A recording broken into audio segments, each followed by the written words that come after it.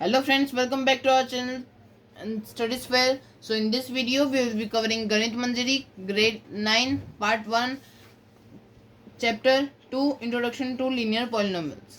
So basically in this chapter what we are gonna cover is what are linear polynomials and how we can solve them and how we are gonna represent them on a graph.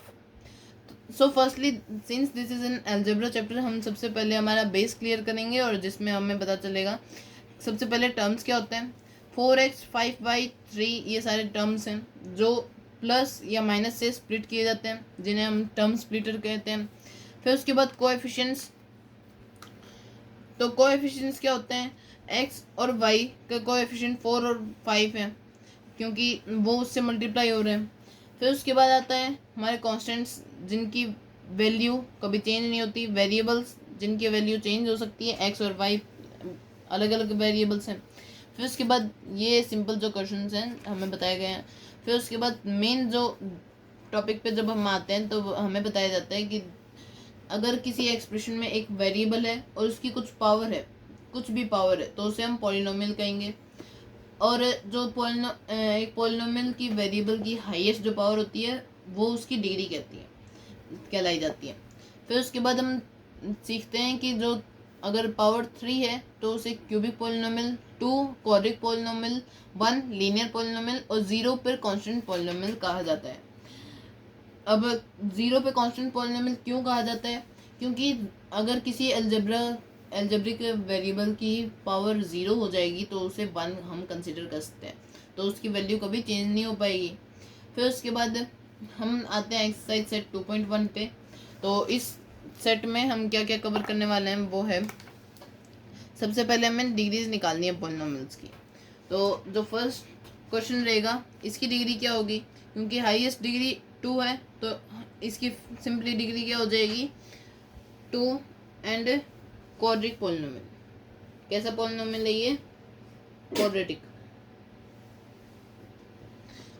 फिर next question जहाँ पे highest power 3 है तो उसमें हम ये कह सकते हैं कि जो हाईएस्ट पावर 3 है तो ये है एक क्यूबिक पॉलिनोमियल। और थर्ड में क्योंकि हाईएस्ट पावर 0 है, क्योंकि कोई वेरिएबल ही नहीं है तो उसे हम कांस्टेंट पॉलिनोमियल कह सकते हैं, कांस्टेंट 0। फिर फोर्थ जो क्वेश्चन है उसमें हाईएस्ट पावर 1 है तो इसकी वजह से हम उसे कहते हैं एक लीनियर पॉलिनोमियल। सो लीनियर पॉलिनोमियल्स क्या है? जिनकी हाईएस्ट जो पावर है, जिनकी डिग्री जो है वो 1 होती है।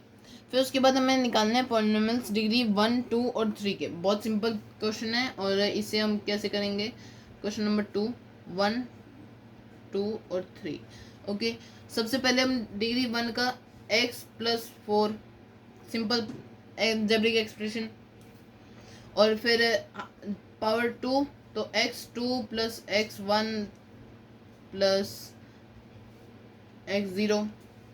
अब पावर हमें चाहिए 3 तो वेरिएबल चेंज करेंगे, 3 प्लस 20h प्लस 1, ऐसे हम सिंपली कर सकते हैं।